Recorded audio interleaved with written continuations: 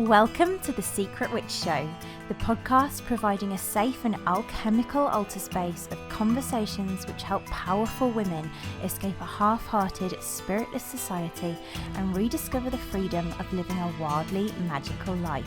Every other week, we explore how to cast aside the wounds of shame, guilt, and fear connected with fully being yourself, so you can grant yourself permission to stop hiding, ground soulfully back into your body, illuminate your whole soul desires, tend your soul, rediscover and reclaim your powerful gifts, express your magic, and manifest your wildest alchemy. There's no better place to become who your heart longs to be. This is where we will guide you into liberation. I'm your host, Nicole Barton, and I'm so excited to dive in.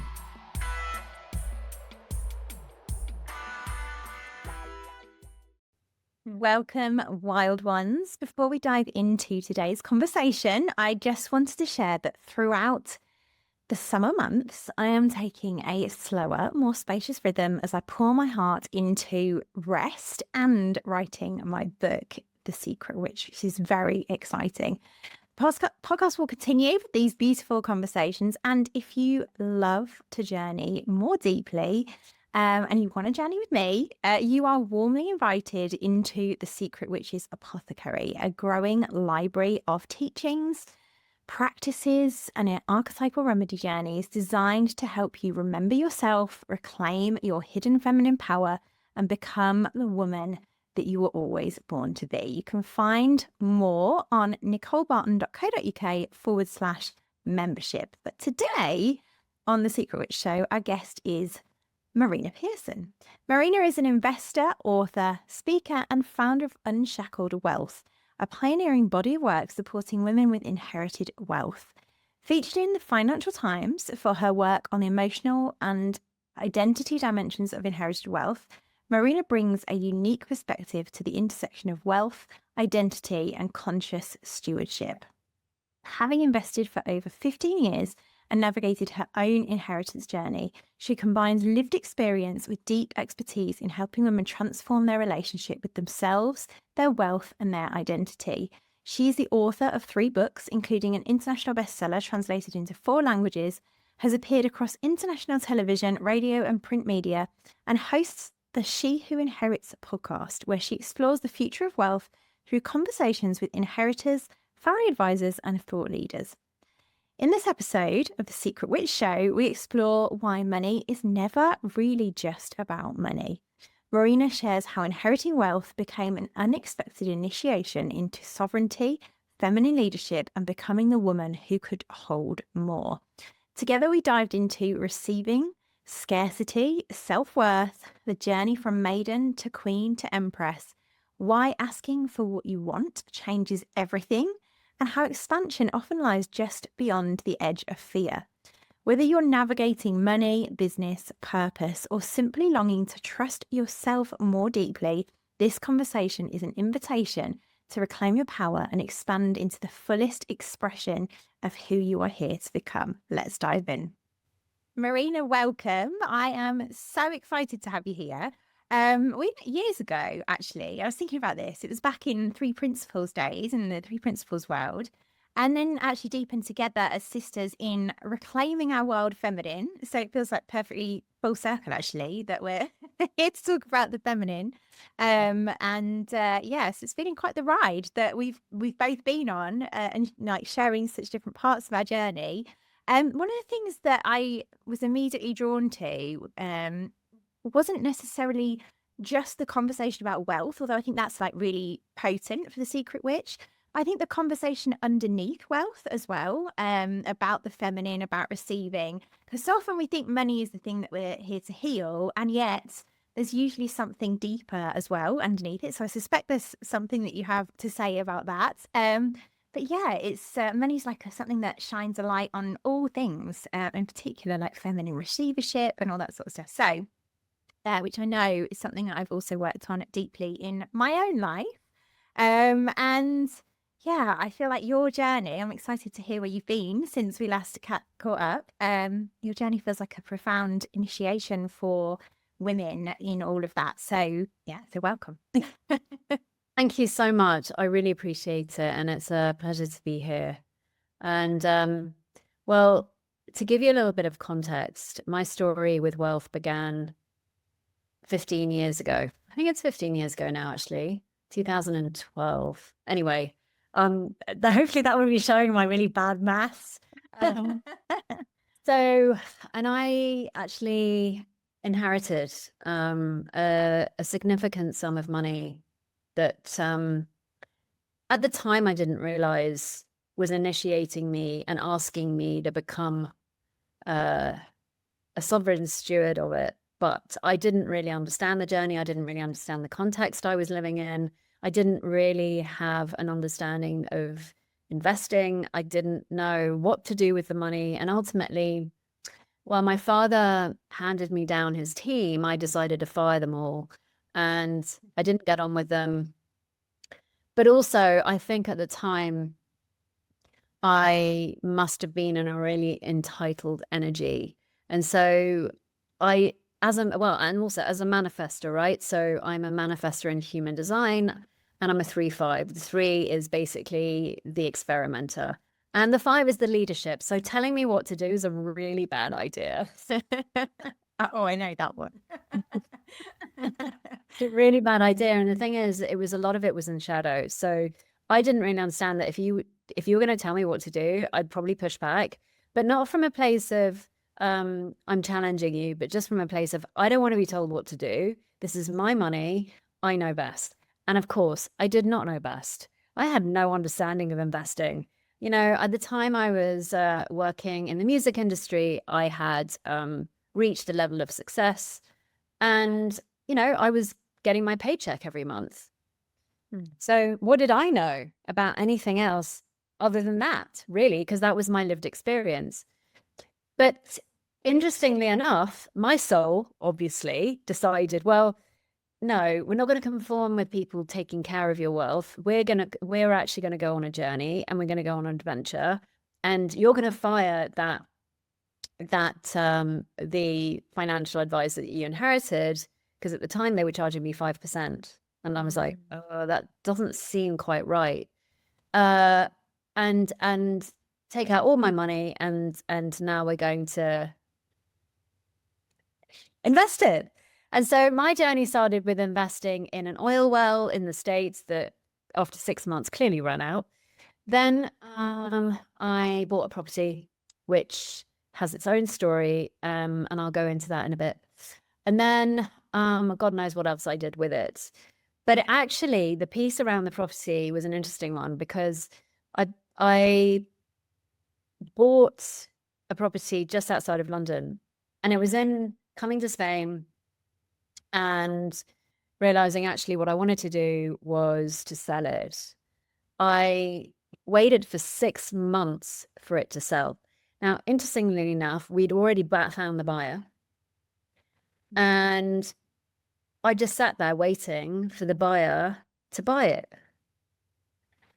Now, you know, we were talking about people pleasing. We were talking about not wanting to rock the boat. We were talking about not wanting conflict. Well, the me back then was all over that. She was the living embodiment of that, the living embodiment of not wanting to be a nuisance, not wanting to be a pain, not wanting to make like people's lives difficult. So I sat for 6 months paying the mortgage while it didn't sell. And it came to August. So this was in January when it went on the market. We found the buyer. And instead of just, you know, now I would think, well, instead of just trying to find another buyer, that would have been the most logical thing, right? I sat and waited. And anyway, I found that in August, I couldn't even pay my own bills. All the capital was tied up in that property. And so I was sitting there going, what's just happened? Yeah. And it was then that I realized, actually, I probably need some sort of education around this. I didn't even know what was going out, what was coming back in. I had no understanding of my own numbers. And it was at that point that I came across a wonderful lady called Anne Wilson, who I spent my last euros on her course because I thought, I don't know what's going to happen, but there's a full body yes to this. And she obviously knows something that I don't, because I'm sitting here not being able to pay for Holly the next. Anyway, what was interesting about that was the minute I engaged with her, the property sold. Yeah. And so this is where I ended up learning about investing. This is where I ended up learning about portfolio design. Now, for those of you that are listening going, what the hell is a portfolio? Well, it's a little bit like a pie. And so when you cut your pie into slices, you'll end up having different slices of that pie. And so your portfolio is pretty much the same. So you could decide that you want to put some of your money into property. You could decide that you want to put some of your money into the stock market. You may want to decide that you want to put your money into crypto, right? So it basically you're allocating, you're putting different pieces of that into different sort of pots, basically. So she taught me all the sort of financial pieces. But what was really interesting about this, while I was on that journey with her, there was no decision that I was making without asking her first. But that became like almost, well, it was a massive blind spot for me, actually. And it wasn't until we stopped working together in 2020 that suddenly my security blanket had gone. And the anxiety and the fear and the self-doubt and the sense of all of that arose within me again. And I realized that actually, while I knew the stuff, what hadn't happened yet was this deep sense of security and well-being that I was looking for. I just put out there. But I think in part, it was when I did the feminine work that I realized that my relationship to my wealth started to change. And that was primarily because I started to trust. At the time, most of my life was leaning forward. Most of my life came from scarcity. Most of my life, and this was reflected in the business I was running. It was reflected in how I would do relationships. It was reflected in pretty much everywhere part of my life, and also in my assets. Because when I met you, when we did the feminine work together, I was at a point where I wasn't actually working anymore. I decided to take some time out. And once again, what I noticed was I was terrified that I wasn't making any income. I was terrified. And I realized that I didn't trust my assets to look after me. Now, you can call assets the masculine at this point. Yeah. Because I'd become so accustomed to lean forward. I'd become so accustomed to let me do that. I'd been so accustomed with the drive, that trusting that the masculine structures of assets could hold me was massively triggering for me. And I didn't know any of this at the time, because ultimately what I decided to do was to spend time with my son instead. And I consciously chose that. That's gorgeous, given he's masculine as well. Right. You're beautiful in that. But I was terrified. And so we often think that when people are wealthy, that's it. There isn't actually anything more to do. You've hit the holy grail, you've hit the jackpot. Whoa, no. What it does, it initiates you into a journey of reclamation, as far as I can tell. That's basically what this inheritance has done for me. Because if I was to grow into being a steward, if I was to grow to be into what I now coin as the empress, right?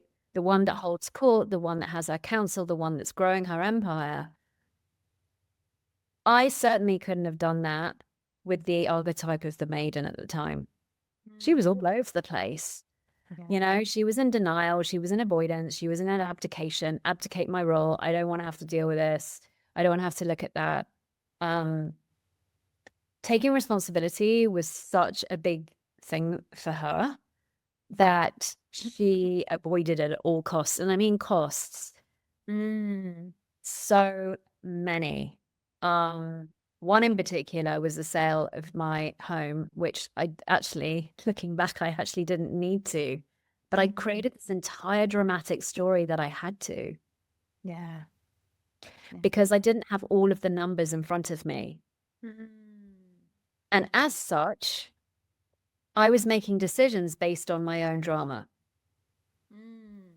I love that. Yeah. That There's resonated. there's so much in this. I think that the Secret Witch will love, because I think like for the Secret Witch as well, like almost like that, what they're aiming for is to be like really abundant and wealthy financially. It's like the Holy Grail, and not realizing perhaps as well that that also comes with an initiation and a responsibility. So there's that we could dive into. But what strikes me as you share that, and thank you for sharing that, is like for so long, I guess, and I don't know whether this was an intentional thing or whether you just hadn't figured out that this was your medicine, but like none of us really had any idea that Like, this was going on. And so I find that curious, because it's always like that's the Secret Witch as well, isn't it? It's like there's all this like material for liberation and the gifts that you've reclaimed. And I guess you've reclaimed them now, right? Otherwise you wouldn't be here talking about them. But it's like, tell me more about that, because there's like almost a sense of like, is there shame in there? Like, because I feel like the Secret Witch would really relate to that. Well, you've really hit on something actually. And yes, to sweeten the inspirational deal, yes, there was a lot of shame. And the shame stopped me from talking about it. The shame stopped me from sharing about it. The shame stopped me from living my life. But it also took the reins and made lots of weird decisions. So through the lens of shame, you end up doing, you don't end up making the best decisions, to be honest, because it's all covered up. And so even with my partner, I would tell him in chunks. You know, we've been together for about 2 years, and I would suddenly blurt something out, and he's like, that was only half of the story you told me then. And I'm like, yeah, well, it's probably not even half. It's probably like, and what's really interesting about this now, and as you said, my medicine is to actually break the silence around inheritance. Yeah. And what I've observed is when I started talking about this, and the reason I started talking about it was so random and yet not so random, and it's never random, it's just the next step. I got really enticed into an opportunity, a network marketing opportunity, for about 8 months. And my trajectory has always been, I feel the energy behind something and I run with it. Yeah. And then I don't know when the energy is going to bottom out. It could be a year from now, it could be 3, it could be 4, it could be 6 months. I don't know, but I run with where the energy is going. So I went all in. Yeah. And it was doing super well. And obviously the criteria was about passive income. It was talking, you know, my posts had to be around, well, they didn't have to be, but because of that 3 line, the embodied experience I have in the world, it always felt like my own personal stories could really encapsulate what I was trying to say. And I started talking about my investment journey. I started talking about my inheritance journey. And what I noticed was all of this feeling of like, I can't talk about that. I can't talk about it. People will judge me. People will not understand me. People will reprimand me. People will, you can't talk about that. You just don't talk about that. I mean, literally, blah, blah, blah. And I thought, watch me. Love that. As I wrote about my journey, I noticed sweet liberation. And it was so sweet because I suddenly started feeling huge relief around expressing myself, talking about my journey. Because, you know, I've made some really really crazy decisions that have initiated me over and over again. I have lost a ton of money. I have gone to the depths of the emotions around it. I have come out of it the other end completely and utterly changed, which, and I was like, well, actually, there's a lot of wisdom in my journey. I just was so blinded by the shame. I didn't think there was any value in it. Ooh, that's so powerful. Because of course our wounds are, as you know, where our gifts are. And so it's like, well, that kind of makes sense. But that's so like great for the secret witch to hear, because I feel like so many secret witches will have some kind of shame around money, whether it's inheritance, whether it's they feel they haven't got enough, whatever it is, however it shows up. And so just hearing you kind of bring so much love to that shame and be able to express it and alchemize it is probably very inspiring for the listeners.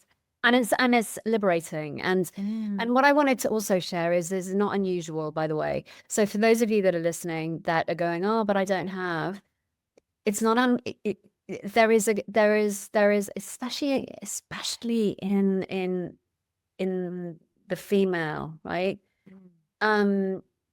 It doesn't matter, as you said, actually, that whether you have or have not, the shame doesn't care. The shame doesn't care. It's just literally like going, well, I don't care, because it's not about the money. And so it's universal, I believe. And what I've seen is that I've created something called the Velvet Lounge, which is a monthly online salon for female inheritors to come along and just talk about just share, but always with a topic. So last month was identity, and this month's going to be around relationships and how wealth illuminates that. And literally last month was one of the ladies that was part of it. So amazing. She said, this is my coming out party. I love that. You got all the secret investors. The coming out party. She's like, it's been so difficult for me to share that I am wealthy. Yeah, I am that's so wealthy. interesting, because we always think collectively in society, it's like the opposite. People don't want to say if they're not wealthy. They feel like they should have more, and then yet you get more, and it seems like it's not actually the miraculous solve that everybody thinks it is. No, it's initiation. It initiates you. So ultimately, it's all an initiation anyway. So for her initiation is to be able to speak her truth, right? It was kind of quite obvious for me. For me, it's been about speaking my truth. It's been about boundaries. It's been about being able to be with the feelings.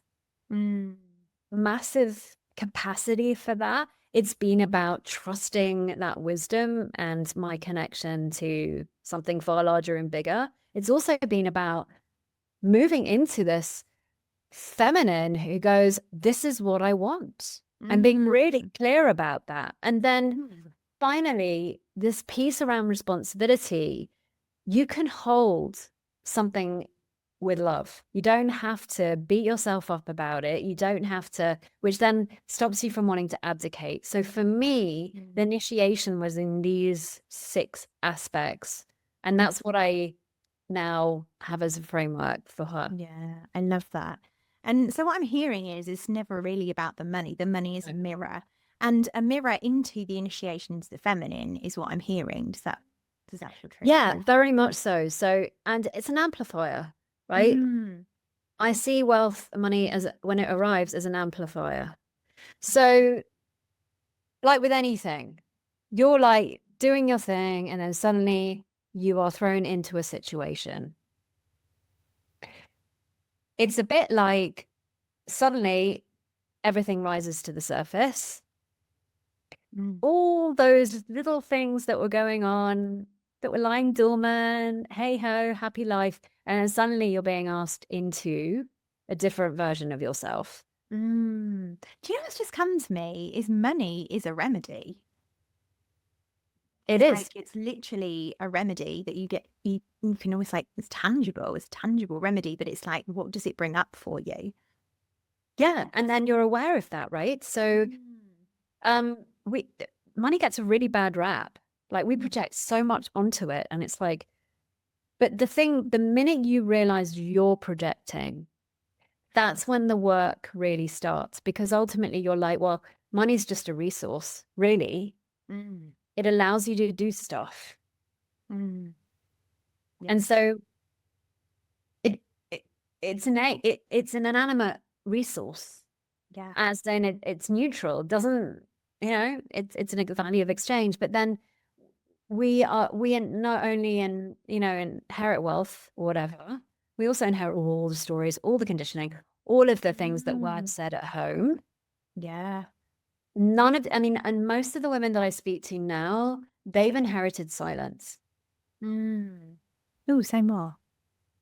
So money wasn't talked about at home. Yeah. So how the hell are they supposed to? I mean, same for me. How was I supposed to navigate this? And then we blame ourselves. That's true, actually, because there's almost like a systemic cultural lack of educational finance. Even, if you think back to like school, like we weren't taught about money, we were taught maths, but that's not really going to help us like necessarily invest. And yeah, I often think about that. So that's true. There's like a lack of kind of education on it, but then I guess we're kind of almost like unconsciously passed down conditioning about it. Massively. And also consider this. 50 years ago, we couldn't actually have a bank account without actually signing a check, without the husband signing off on it. Oof. So our generation was kind of stuck in the middle of that.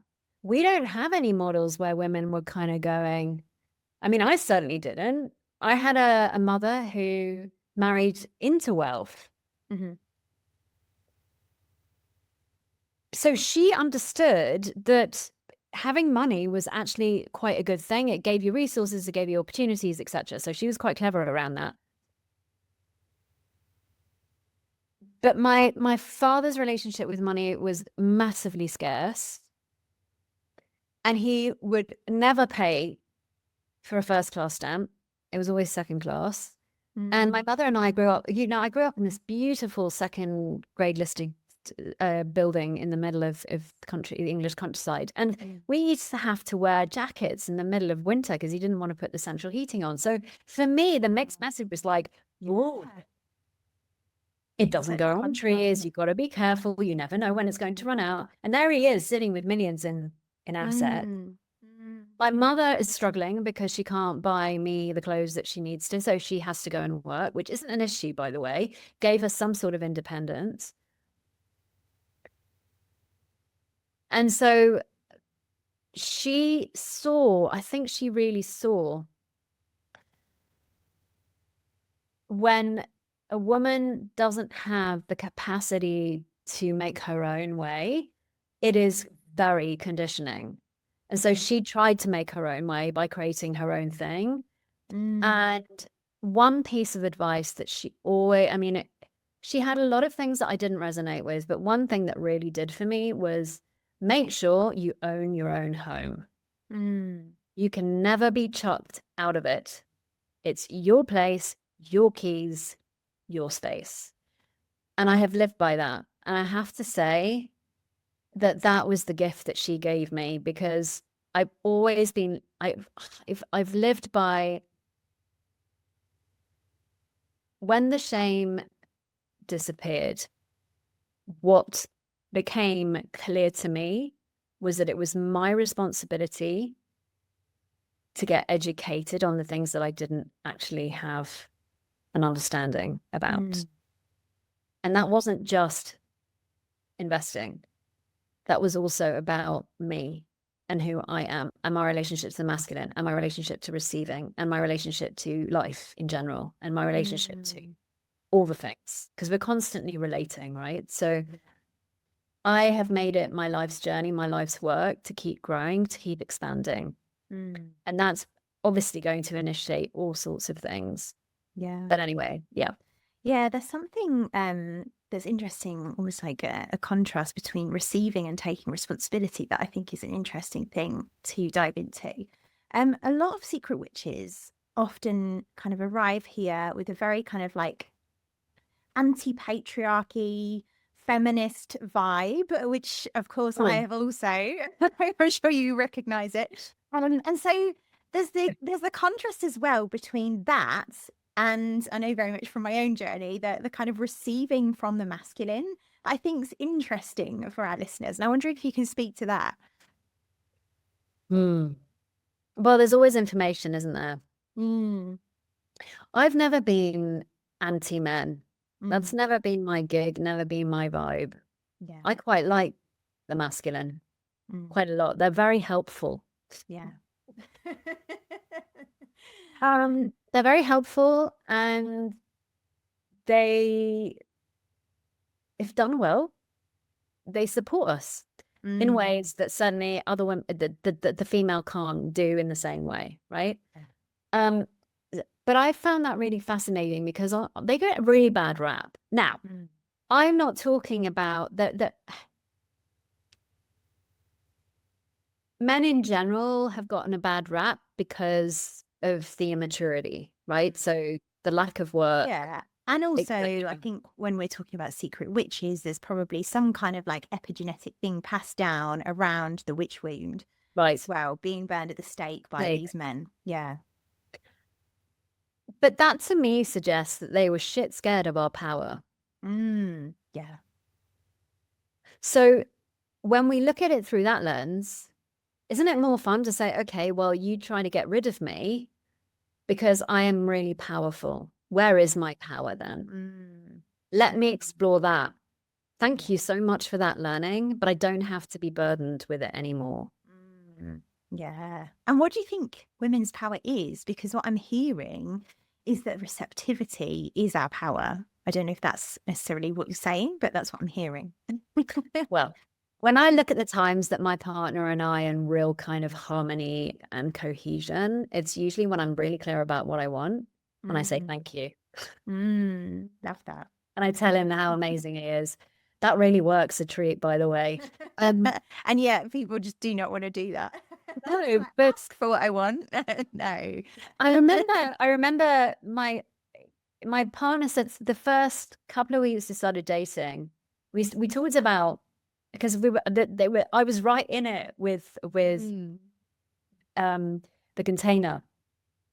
So it was massive news to me that I had to ask for what I want. I was like, I don't want to do that. Why do I have to even want to ask?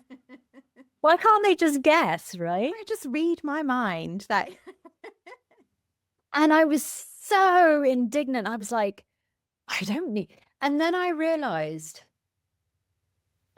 oh, actually, I think for me, the most powerful thing that we did in that container was, what is the desire behind the complaint? That revolutionized my entire experience around communication. Yeah. Because I found myself complaining a lot. And I don't know about you, but I don't think that works, no matter whether you're a woman or a man, actually. And if you're complaining it to the other party, they're either going to just switch off, walk out, or just stop engaging. Right? So I realized, actually, oh, this is an initiation into asking for what I want. My partner would always say to me, he's like, just ask me for what you want. Just ask. Yeah. Just ask. And he was really clear on that. I love that. He gave it to me on a spread, he gave it to me really clearly. He's just asked for what you want. And what's fascinating about this, it was so difficult for me at the beginning. I was like, oh my God, I can't ask for this. This is crazy. This is crazy. But every time I didn't, I would get annoyed. It would come out wrong. And then we'd have an argument. And I was like, well, it doesn't work. So let me try this then. Let me ask. Yeah.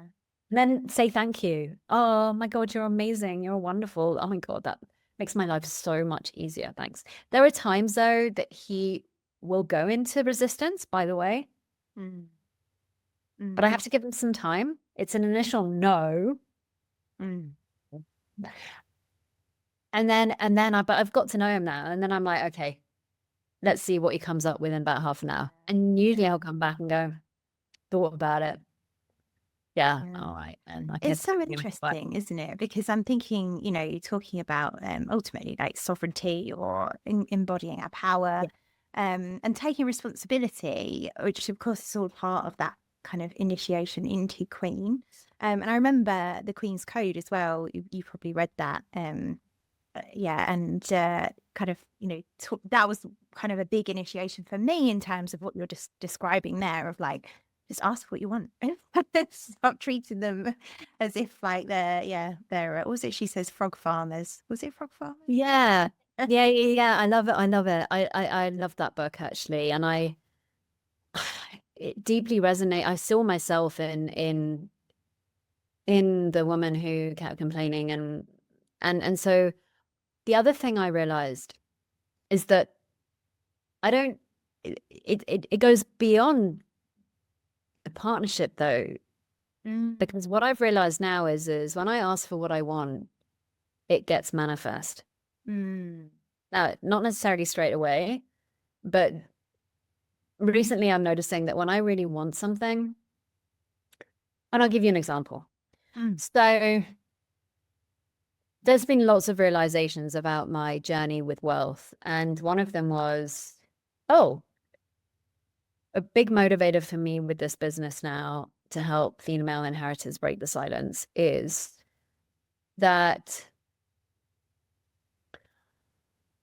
I want to have enough income to then invest in other businesses that are female run.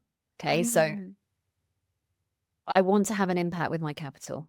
Now, the maiden would never have had that vision. She would be going, am I getting this wrong? Am I getting this right? I'm terrified. I'm petrified, all the things. But the Empress that showed up for me was, this is why we're doing this. It means that the more our capital allocated, more capital coming in, the more that you can then put out, right? Yeah. So I suddenly started to see this, and I saw it for her. I thought, well, if she's not being scammed, if she's not like going into investments that are going to do bad for her, she's then able to also allocate her capital to some really cool projects in the world. Women only get 2% of funding in business. Wow. It's That's zero. terrible. Yeah. It's wild. It's wild. And I think women and the stats show that actually female founded businesses are run far better, by the way, than men. Anyway. And I also think that part of this is because we don't ask for what we want. Yes. I love that. So why is that? Let's dive into that. Self-doubt. I also see this pattern as well, what you just spoke to, showing up for secret witches, just even who are wanting to express their gifts in the world, because many of them are here for personal healing, but also many of them are here to then express their gifts in the world. But then they kind of are like, oh no, it's too my gifts are too much. I can't pass that on. And it's like, why can you not receive money for your gifts? Because you're doing a service to whoever is paying for that service. I don't know if that's gone off a bit of a different tangent there, but no, I let's talk about all of it. Because we're going back to receiving. Yeah. Which is it doesn't matter the receiving as a theme, as a context. That can be in all sorts of areas of your life. That can be if you've got not wealth, if you have no wealth. I mean, it's an interesting one, right? Because here's me like dealing with really big numbers. Okay. So while I've got that going on, businesses that I've had before in the coaching sphere, charging. Such a huge thing for me, like massive issues around that. I love that again, because it's like ask for what you want. I got to ask for something in return.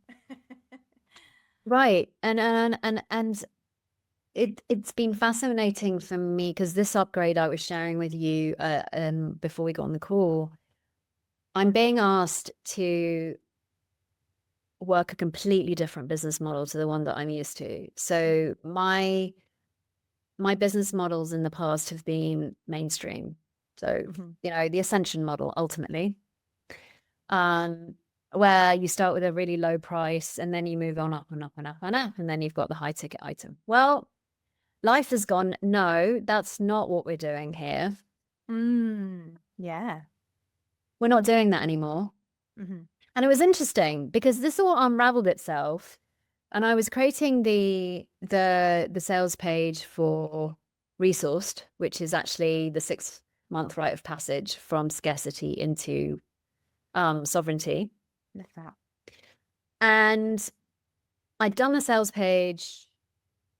And I got to the end of it and I was like, oof, I was really not excited at all. And I'm like, what's happened? And I realized that actually it just felt like a lot of hard work. And I thought, well, that's interesting. What's that about? Anyway, so I parked that and I had a conversation with somebody who reached out to me because I was actually interviewed for the Financial Times around emotion and wealth. And he introduced me to somebody who, in her field, has a different model. She comes from luxury model. So ultimately you descend. So basically your high ticket item is anything from 100K up, right? Just went, oh, that's why. So I suddenly realized, oh, I get it. This doesn't excite me because it's not expensive. Yeah. Yeah. This doesn't expand me. It's Ooh. restricting me. Love that. Yeah. And I've become really aware now that anything that feels restrictive, because I feel it in my body, it's like really tense. It's like, it just feels horrible. That's not where I'm going. Yeah. Yeah, I love that. I want to go in the opposite direction of that. Yeah, towards the edge. The expansion. So I'll give you a really, really clear example of that, which was my bathroom, right? I'd been, I had a really horrible bathroom in this new place that I'm in. And I was like, I want to change it. I want to change it. I want to change it. I want to change it. And at the beginning of that was like, well, oh my God, like scrimping and saving and, oh my, I want to get the least, the most out of my buck. And I went, you tried that before. I tried to do a door upper. I tried to save money and it just went horribly wrong. And so I thought, oh my God, the issue wasn't in the issue wasn't in the work, in the vision. The issue was in how I was showing up to that and going, restriction, restriction, restriction. How can we cut corners? How can we make this as cheap as possible? Yeah, I I love thought that. that does work for me. So I got an interior designer to help me out. And then she got her guy to come in and do the job. Oh my God, what a joy. Because what I realized is if I'm going to do anything, it has to be joyful. If I'm going to do anything, it has to be expensive. Otherwise, there's no point in doing it. Yes, I love that. Actually, it turned out to be beautiful. And now I go into my bathroom and it's like going into a spa. Oh. And the thing is, what I learned from this was that the abundance piece, the piece around receiving, really comes from you expanding into that. So this concept of 100K was like, well, isn't that what happens when you're like, you've been doing this work for years and years and years and years and years? And I thought, well, no, I can just ask for it. Just ask for what I want. And that feels so expansive to me. And I thought, well, if this feels expansive to me, I'm going to do better work.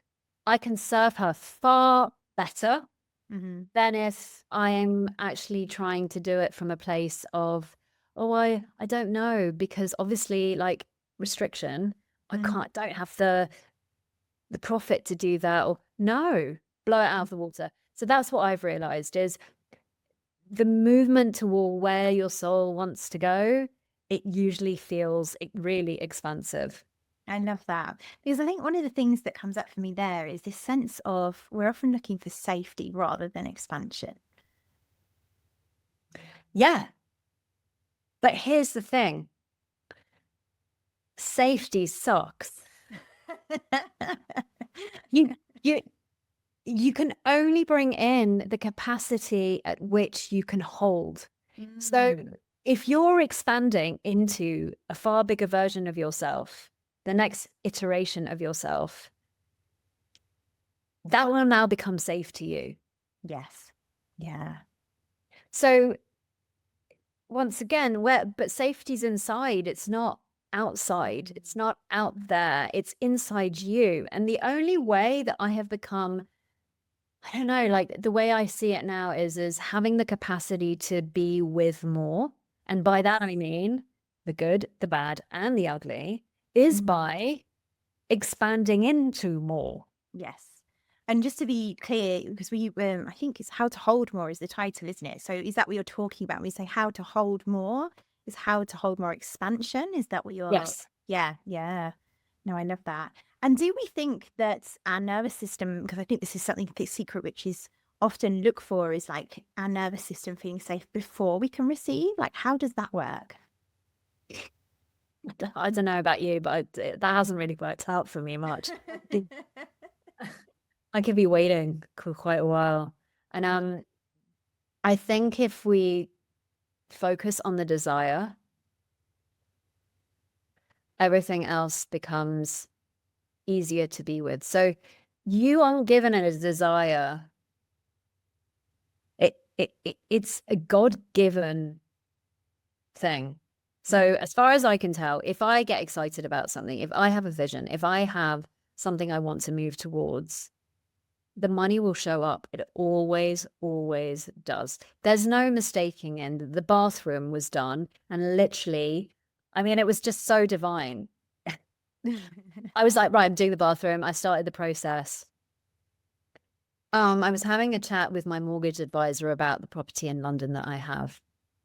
And he goes to me, oh, what's happening with the leasehold on that? Because I'm the freeholder of the building, which basically means that the next door, the apartment below me has to pay me something every month, every year, because they have to pay the lease on it. Yeah. And so I was like, I don't know. Literally that afternoon, my next door neighbor says to me, we've got to update the leasehold because I'm selling the property. And I went, oh, okay. Well, fine. All right, then. How much is that going to be then? To the sweet tune of my bathroom. Love that. Yeah. So and I think we don't get there by looking for safety. I think there's almost a distinction or a nuance that I feel in that if we're looking for safety, we're often looking for it outside of ourselves. Whereas I think what you're speaking to is like knowing that we're safe within ourselves. I don't know if that's... Yeah. And that actually what we're really looking for, what our soul's really looking for is expansion. Yes. And so I can trust my soul 100% of the time because I've seen it time and time and time again that it wants the most self-expressed version of itself. Now then my mind gets in the way and that starts to tell me all sorts of things. It gives me a drama update every 2 seconds. It gives me the future deadly scenarios every other day. Yeah. It wakes me up at 3 a.m. in the morning. I'm not immune to it, by the way. I love that. I love that you share that because I think so many people can hear that and be like, oh, well, she must just be different and just not feel that. Whereas what I'm hearing you saying is like, I feel it and I still go and do the thing. Yeah. And from the outside in, it might look completely and utterly crazy. But I don't see now in my life if somebody shows up, and especially with this 100K piece, it was so interesting because that wasn't the reason why I was being introduced to this lady in the first place. It was something completely different. She invited me into her investing network as an advisor. Yeah. And then she invited me into a conversation. And this conversation is happening in the next couple of weeks. And so the timing of this was like, I'm in her energy because I'm being asked to embody this next version of myself. If I'm asking women to become the empress of their life, Mm. then it's no good me kind of going, well, I've got, this charging thing, like I'm going to charge it in the bottom of the market. All right. Yeah. It's not sexy. I mean, it's like, well, nor is it integrity. Yeah. So I had and what was so fascinating about this now was, in the past, I would have felt all of the feels and gone, no, no, no, no, no, no, no, resistance, resistance, resistance, resistance, resistance, resistance. But this time, while the resistance was there, I felt the expansion. It was spaciousness in my body. And I went, whoa, that is the direction we're going in then. I love that. Yeah, I can really feel what you're speaking to as well. Kind of having my own experience of leaning into edges. Really? What is your sense of what the resistance is most commonly? Because I'm thinking, I think we mentioned about like self-worth. I think we spoke about that briefly, like before we jumped in the call. I can't remember. But is there like something about worth to explore? Like, Well, I think partly we're used to being who we're being. Yeah. We have an idea of who we are. So we have perceptive identity. Okay. So I am Marina, and this is who I am. This is how I do things. This is what I do with my day. This I is how I charge. do it. Yeah. But what if that's not true? So Mm. I used to drink a lot of alcohol, and I don't anymore. I gave it up at the beginning of this year. I've had maybe 3 glasses of wine, and that is it. So you'd think, well, wasn't there loads of resistance around that? There was in part there has been, because I've been wanting to do this for years. And suddenly it was really clear that that was the direction we were going in. So expansion doesn't necessarily mean loads of resistance as you are going in that direction. At some point, I think it will stop. The thing that you've asked me about self-worth, I actually think it's maintaining an identity that you're holding on to, because it feels really uncomfortable to move into an identity you do not know yet. Yes. So like meeting somebody for the first time, you don't know them, you're getting to know them, etc. You just get comfortable. Then after a while, you just like you know each other really well, and it's like your thing. This is what you do, and it's all known, right? Suddenly you're being asked to dance in the unknown, and that can feel extremely scary. It can feel, so I think it's actually your relationship to the unknown maybe as well. Yeah. You've got a really cool relationship with the unknown. You're like, yeah, I love the unknown. It's so great. I get to like play in the unknown, and I get to like create whatever I like in the unknown, and nothing is written, and it's all wonderful, and it's all alchemy, and we can shift this reality into something completely unknown. Then yeah, and but the identity doesn't, the old identity doesn't like that. It's like, oh no, that what could go wrong, right? Yeah. What could go wrong, as opposed to looking at it from the perspective of, I'm curious about what that might look like. So I get oohs and ahs and curiosity. So for example, I'd been really in resistance around my nutrition for many, many, many, many, many years. And suddenly I went, what if curiosity hit me? And I went, well, what would it be like if I turned into somebody who did this instead? What would that look like? What would that look like going to the gym? What would that look like me going into strength training? Who can I become by changing the way that I do things? I don't know how yet, but I'm really excited to find out. Yeah. What strikes me as well, as you say that, is this sense of like the journey from maiden to empress. It's like who we are is simply being the maiden, and who we're becoming, or certainly for your journey, has kind of been that journey into becoming the Empress. Does that feel true? Yeah, that does feel true. And the Queen's in there And too. the Queen, yeah. She was a huge bridge between the two, Yes. actually. And Yeah. she shows up a lot. But this extra piece of sovereignty that I hadn't really embodied nor understood was there.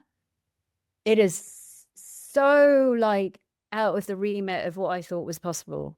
Like to be invited into an investing circle, to kind of now to sit with the idea that I want to create a luxury brand, to all of these things that ultimately at some point or another that I would have just said that's not for me.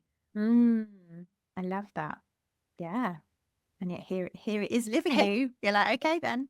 Yeah, right. And so maybe that's where we need to look is question that's not for me. When we Yeah. say that's not for me, well, that's sort of something. Well, is that really true? Yeah. Or is that an indication that it is for you? Yeah, exactly. I love that. Ooh, that's a juicy one, isn't it? I love that so much. And it's interesting, you know, on Unforget leading a feminine reclamation myself. And of course, I work with the remedies rather than archetypes. And so in my mind, I was teaching the Queen. And I accidentally taught, so the Queen, I didn't realize this at the time, but the Queen is gold, which makes sense. So I was wondering when you asked about what's my remedy at the start, I was like, oh, maybe it's gold. But the remedy actually that I ended up teaching in this course was, I think it was either Palladio or Platina, which of course is like way up there in terms of the metals. And as soon as I taught her, she basically ripped me to pieces. I was like, I have definitely taught the wrong remedy. But like everything just crumbled, like it was wild. And so I'm wondering if your remedy, if being the Empress, because I was like, oh shit, I actually just taught the Empress instead of the Queen. Like, I'm wondering if that would be your remedy, like Platina, Palladium, kind of one of the higher up metals, basically. Well, that sounds perfect and absolutely right on. Yeah. Perfect. So yeah, it's not been easy though. I mean, I've had, as I said, I've had a lot to be with. Some very, very big personal stuff with my son, my ex-husband, and a lot of unknowns that I've had to be being with. But now I see that I wouldn't change it because, once again, the experiences that I was initiated into have all led me to this point. And it's almost like all of these initiations had to keep happening because life is going, look, we can either do this the easy way or we keep doing it the hard way. It almost strikes me as well as like this sense of like, in order to hold more, we kind of need those initiations to ruffle the feathers of like from the identity that we knew. Yeah. I think that's so true. And I think it gets to a point where it's not so confronting anymore. At least that's what I'm noticing. Like these initiations that I'm now been into, they're not as confronting because there's this, it's almost like a solid base that I'm working from. Yeah, I was just reflecting as you said that, wondering whether it's not necessarily that the material for liberation is easier, but it's more that your Empress is more online and therefore it has a bigger capacity to then hold. Yeah, and I say that holding more. Well, hopefully life isn't listening to me and goes, oh yeah, you want to bet. It's usually the way, isn't it? Not calling that in, just to be clear. I'm definitely not calling that in. Oh dear. Oh, I love that.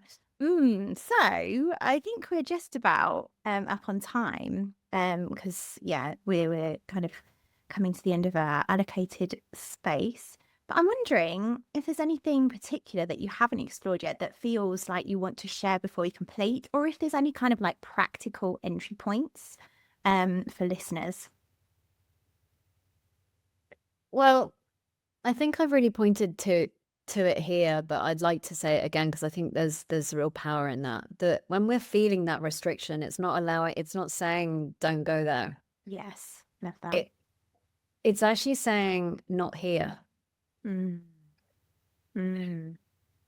It's in that direction. Yeah. So it's almost like, especially when it comes to restriction, like, or scarcity, or that's just our mind play. I actually, and this is actually something really practical. If that is something that you're in, I would look to explore that and to understand actually how manifestation works, how abundance works, how the mechanics of it actually, because it's not, we say it's woo-woo, but it's really not. It's actually really practical. And when you understand that desire is actually, you're co-creating that with something far bigger than you, then it makes it all so much easier, because you're like, well, I wouldn't be in this desire if it's not for me. Yeah. Yeah. I love that so much. And I've been exploring manifestation through the lens of quantum physics a little bit as well. And it's just a nice reminder that like there's so much we don't understand. And so like trying to understand it is almost like why are we doing that? But I'd much rather have a belief that says, this is how it works, as opposed to how I was thinking it was working before. That I had to do it all on my own, that life doesn't have my back, that it's hard, that I can't ask for what I want, that that safety is something that I have to procure from the outside in, that all of those things that ultimately were really, it just made life so much harder. Plus that, what was beautiful about that, actually, sorry to interrupt you, is that this whole episode is medicine for that, because you're offering people essentially new associations for those things. It's like fear isn't, I often say fear is a doorway, not a stop sign. And it's like, even if that's what we take away from this, that's so powerful. It is a doorway. And you see, the thing is once again, that I don't think the whole thing around that fear gets a really bad rap. And I don't think that the point to this is to get rid of your fear, because that won't ever happen, by the way. Yeah. It's to be with it. Yeah. It's to create a relationship with these feelings that are deeply uncomfortable for us, because they're not sexy. Yeah. They're really not. You're not like, ooh, let me spend a night with fear. But maybe that's you the whole made it sound sexy. I'm not gonna right. But maybe that's how we should come to these things, is to say, ooh, why are you showing up right now? And let's talk about this. Let's have a conversation, as opposed to like, I don't want to feel it. This is really uncomfortable. And I think relating to our feelings like this can be so helpful. At least that's what I've seen for me. And then I have these moments where I just don't see it at all. I'm right in it. I'm right in it.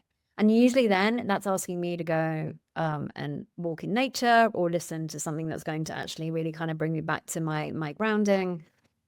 And sometimes I just see it. I'm like, oh, I'm doing that thing again. So yeah, it is an invitation.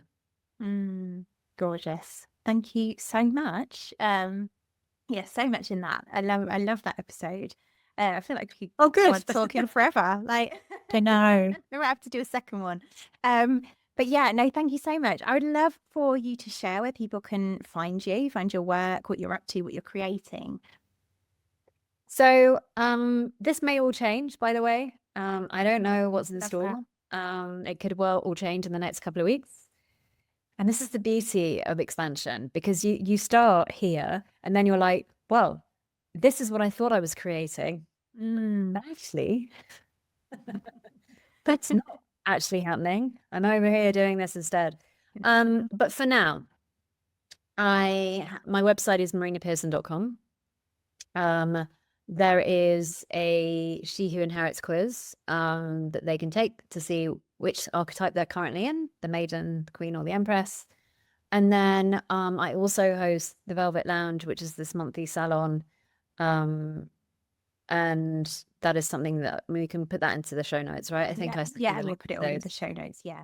And then I am actually in the process of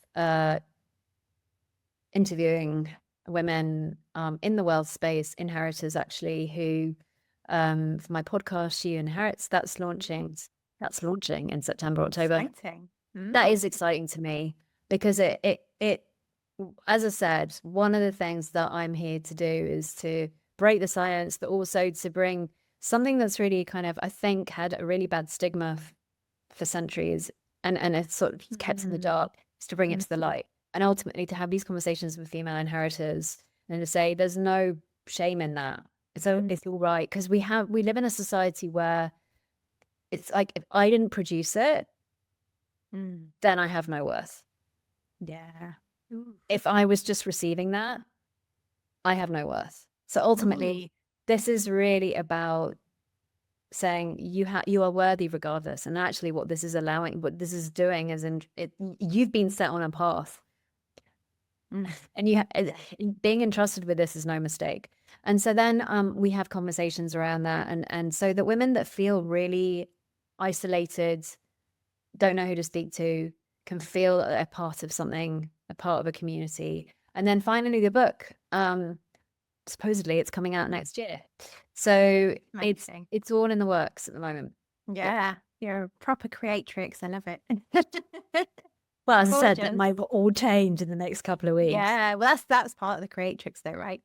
I'm going to burn that down now. And yeah.